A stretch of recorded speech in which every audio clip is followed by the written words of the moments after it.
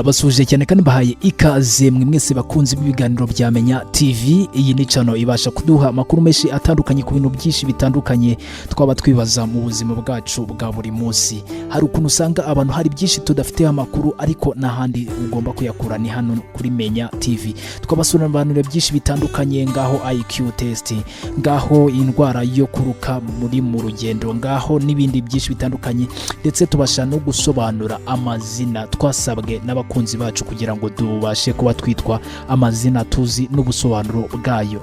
Mbere na mbere ndagira ngo nkwibutse gukora subscribe niba utarayikora, kandi ujye unasharinga, ujye unasangiza ibi biganiro n'abandi benshi batandukanye kugira ngo nabo babashe gusobanukirwa. Uduhe ibitekerezo byawe muri comment kugira ngo tubashe kumenya mbese niki utekereza twongeremo iki mu biganiro byacu.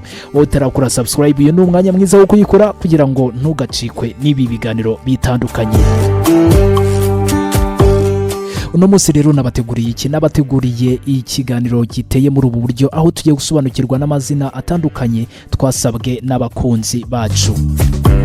Birashoboka ko nawe waba ufite izina ariko tukaba utazi ubusobanuro bwaryo. Aka kanya rizane hano turabasha kuri gusobanurira kugira ngo nawe ube ufite izina uzi ubusobanuro bwaryo.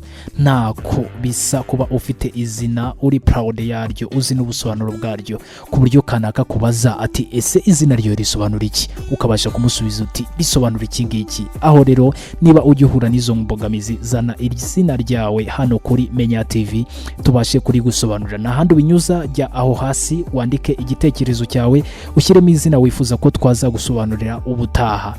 Izina tugiye gusobanura uno munsi ni amazina abiri. Irya mbere ni izina Diane cyangwa se Diana, irya kabiri ni izina Emmanuel. Ba Emmanuel mujya mwitaba Emi cyangwa se n'ubundi buryo butandukanye mubivugamo, ariko ayo mazina niyo tugiye kugarukaho mu kiganiro Menya cy'uyu munsi. Dutangiye n'ubusobanuro bw'amazina yacu rero, turahera ku izina Diane cyangwa se Diana. Mbese izina Diane ni izina bwoko ki? Izina Diane rero ni izina rikomoka mu rurimi rw'Ikigiriki, rikaba rikunze kwitwa abana b'abakobwa cyangwa se ab'igitsina gore.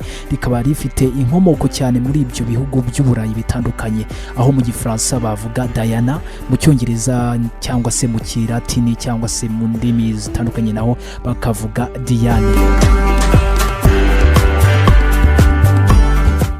Tugenekereje rero rikaba rifite inkomoko cyangwa se rikaba rifite ubusobanuro bw'ibifitanye isano n'Imana cyangwa se ibikomoka ku Mana. Hari bamwe usanga bavuga bati izina Diane risobanura ukomoka ku Mana. Kubera iki? Hari byinshi babishingiraho. Ku ngoma y'Abaromani ndetse n'Abagiriki habayeho ikigirwamana cyitwaga Diana cyangwa se cyitwaga Diane. Iyi ngiyi ahanini yafatwaga nk'imana y'ubutunzi, inyamaswa zo mu gasozi. Abahigi niyo bitabazaga igihe babaga bagiye guhiga, igihe wabaga uri kubyara, cyangwa se imana y'imihanda, ingendo zo mu muhanda n'ibyinshi bitandukanye. Abo bose biyambazaga iyi mana y'Abaroma ndetse n'Abagiriki yitwaga Diana. Yari ikigirwamana gikunzwe cyane rero kandi cyubahwa cyane kubera izo mpamvu zitandukanye.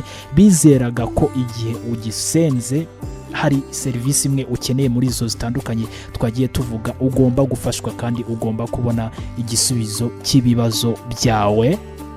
Sibyo gusa rero, iri zina ryari mu mazina akunzwe cyane mu kinyejana cya 19, dore ko ryaje mu mazina 200 yagarutsweho cyane mu yiswe abana b'abakobwa bavutse mu myaka y'icyo gihe. Kandi muri Leta Zunze Ubumwe za Amerika naho ibyo niho byagaragaye cyane ko byiganje ukwita iri zina abana b'abakobwa.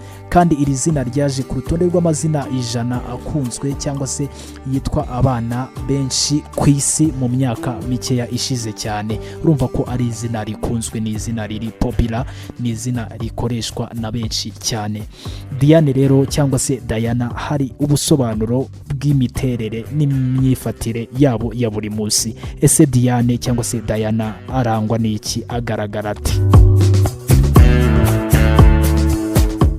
Diane ubusanga ari umukobwa uhorana ishyaka, wigirira icyizere kandi ukunda ubutabera, yifuza kubona abantu bose ntawuhonyora undi, kandi ubusanga umurusha ubushobozi adashaka ko yamuhonyora uko yiboneye, oya abashaka ko abantu bose buzuzanya baringanira. Ikindi kuri Diane buriya azi kuzuza inshingano, kandi iyo bibaye ngombwa yitangira n'abandi kugira ngo abone ko ibintu byagenda neza cyane. Abantu benshi bitwa ba Diane ubusanga bakunda ibintu kurusha uko bakunda abantu, abo twita materialists. Abenshi mu bitwa izina rero Diane cyangwa se Diana ubusanga ari abantu bakunda ibintu kurusha uko bakunda abantu, bamwe twita materialists. Akunda kandi kuba ari ukuriye abantu, haba mu kazi arimo cyangwa se mu ishuri rimwe. Biramushimisha cyane kuba ari we uyoboye abantu runaka. Diane kandi ntabwo wapfa kumubona yanyuzwe n'ibintu, oya ntabwo apfa kunyurwa rwose, mbese guhaza ibyifuzo bye ni ikintu kigoye cyane. Diana rero cyangwa se Diane mu rukundo ubusanga ari abantu bakunze kugorana cyane, bahora bifuza ibintu bidashira ku mukunzi wabo, yaba mu buryo bwo gukosora imyitwarire ye cyangwa se mu buryo bw'amafaranga. Ni abantu baba bifuza kubona impinduka nyinshi mu buryo butandukanye ku bakunzi babo. Iyi myitwarire rero usanga ituma agaragara nk'utegeka umukunzi we cyangwa se nk'usa nk'umuhatira kugira ibyo akora, gusa nanone mbere mu mutima we aba afitemo urukundo rwinshi kandi yita ku mukunzi we cyane, ari nacyo gituma aba ashaka kwiturwa ibyo nawe aba yavunitse akorera umukunzi we. Diana kandi nanone cyangwa se Diane ubusanga ari umuntu ukunda kuba ari kumwe n'abantu benshi batandukanye, kandi ntabwo ajya yivanga mu buzima bw'abandi cyane. Ntatinda ku myitwarire yabo bari kumwe, abashaka ko we amenya ibye akenshi.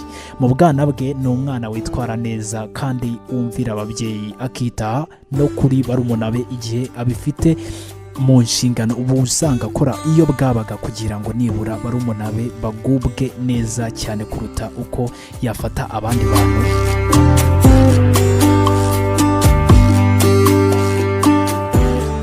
Diane ni umuntu uba wifuza intsinzi mu buzima bwe binyuze mu kuyobora abandi, abashaka ko abantu bamwitaho ntibamwime agaciro. Kandi buriya Diane aba akunda kubaho ubuzima buhenze, aho yumviriza uburyohe bw'amafaranga akenjoyega nyine. Kandi buriya ngo hari bimwe mu byo aba yifuza gukora cyane, aba yifuza gukora akazi gatandukanye karimo akajyanye n'ubuvuzi, ubutabera, imyidagaduro n'itangazamakuru. Usibye ko rimwe na rimwe nanone ushobora gusanga yifuza guhitamo cyangwa se agahitamo gukora ibyerekeye icungamutungo. Uwa mbere twaheraho mu byamamare byiswe izina Diane ni uwitwa Lila Diane Sawyer. Uyu ni umunyamerikakazi wavutse mu mwaka w'1945 mu kwezi kwa 12 ku itariki 22. Yari umunyamakuru kuri televiziyo, imwe mu mateleviziyo yo mu gihugu cya Leta Zunze Ubumwe za Amerika. Sibyo gusa kandi kuko yaje no kuba umunyamakuru upresenta amakuru kuri televiziyo ya ABC World News, ndetse yakoze nk'umu editor wabo mu ba editor bakuru b'iki kinyamakuru cyangwa se iki gitangazamakuru. Undi muntu twababwira wiswe izina Diane ni wiswe Princess Diana. Uyu nguyu muramuzi cyane n'igikomangoma kazi cyo mu bwami bw'Abongereza, ariko muri Wales, mu gihugu cya Wales, aha murabizi cyane. Undi muntu wiswe Diana cyangwa se Diane ni wiswe Diana Rigg. Uyu yari umukinnyi w'amafilime ukomeye cyane, wamenyekanye muri filime nyinshi zitandukanye.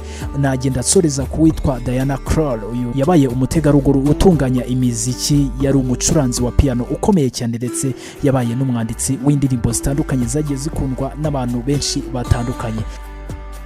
Dukomeze rero n'ubusobanuro bw'amazina nk'uko twabibasezeranije. Uno munsi turababwira izina Diane ndetse n'izina Emmanuel. Mbese izina Emmanuel ryo ni izina bwoko ki, risobanura iki?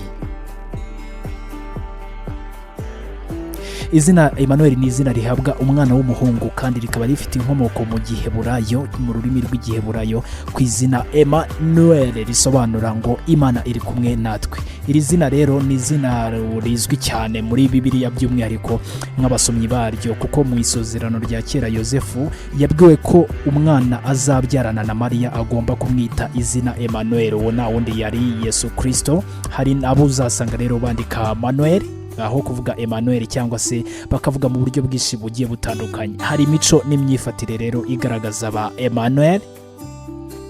Emmanuel ni umuntu urangwa n'ubwitonzi, abacecetse cyane kandi akunda gutembera ahantu nyaburanga hatandukanye. Akora ibintu yitonze, ntabwo apfa guhubuka cyangwa se ngo agire umuvuduko mu byo akora, ariko nanone akora kimwe kimwe yitonze, cyarangira akabona gufata ikindi mu buryo bwo kumenya ko ibyo yakoze byose bikozwe neza muri gahunda. Emmanuel ni wa muntu ubona ibintu byose mbere y'uko biba, yifitemo kureba kure, arashishoza akamenya mbere y'uko ibintu biba.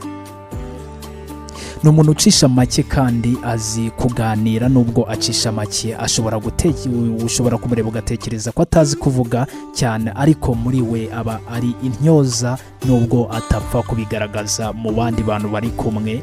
Ni umuntu ugendera ku muco kandi icyo abona ari ngombwa kuri we aragikora, atitaye ko haba hariho kirazira runaka kuri cyo. Emmanuel ni umuntu udapfa kwibabarira iyo akoze ikosa runaka, kuba ko aba yumva yahemutse cyane, usanga byamushavuje, byanamubabaje cyane. Emmanuel ariko ntabwo nanone ari shyashya, nubwo yitonda kuko agira kwikunda cyane, arikubira, agira n'ishyari. Mu rukundo yitwara neza cyane, ababirimo rwose, kandi ashimisha inshuti ye cyangwa se uwo bari mu rukundo. Emmanuel ni umuntu wishimira ubuzima abayemo bwose, kandi uko bwaba bumeze kose aba anezerewe. Tugana ku musozo bw'ibiranga ba Emmanuel. Buriya Emmanuel ngo ni umuntu utazi guhisha amarangamutima ye, kandi buriya ngo aba yumva ariko bigomba kugenda, ntabwo aba yumva yakihishira. Emmanuel ni umuntu ureba kure kandi w'umuhanga. Gukora ubucuruzi ni bimwe mu bintu bimuhira cyane. Hari ibyamamare rero byagiye byitwa izina Emmanuel, wambaza ngo ni ibihe? Hari umufilozofe tuzi twese ni uwitwa Emmanuel Kant. Uyu nguyu turamuzi cyane kuri filozofi ye ifite na binini cyane yamaze mu iterambere ry'icurabwenge ku isi yacu muri rusange. Yabaye icyamamare cyane rero mu myaka ya kera cyane, kuko uyu nguyu yabonye izuba mu kwezi kwa karindwi mu mwaka w'1724, gusa yaje gupfa mu cya 804 mu kwezi kwa kabiri. Urumva yararamye imyaka igera kuri 79 yose. Ikindi cyamamare cyiswe iri zina Emmanuel ni umukinnyi w'umupira w'amaguru, mwese muramuzi, yitwa Emmanuel Adebayor. Uyu nguyu yabaye umukinnyi w'umupira w'amaguru rero, akaba yaravukiye mu gihugu cya Togo, akaba yaravuze ku itariki 26 z'ukwezi kwa kabiri umwaka w'1984. Yakinnye mu ekipe menshi azwi kandi akunzwe.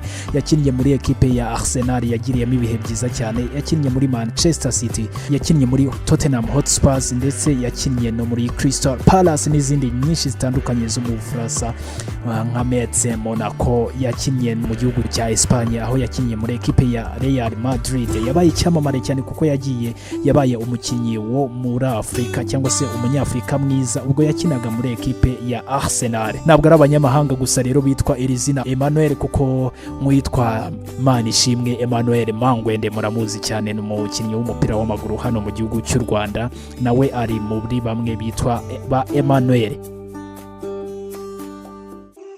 Nawe ushobora kuba ufite izina wifuza kumenya ubusobanuro bwaryo. Aka niko kanya rero ko kugira ngo utwandikire muri comment aho hasi, utubwire mbese ni irihe zina wifuza ko ubutaha twazagusobanurira, kandi wibuke gukora subscribe kandi ukore share kugira ngo ibi bitekerezo cyangwa se ibi biganiro byacu bibashe kugera kuri benshi, dusobanukirwe turi benshi. Ndabashimiye cyane rero uburyo mwahisemo gukurikira ibiganiro bya Menya TV. Tuzasubira ubutaha. Ciao ciao.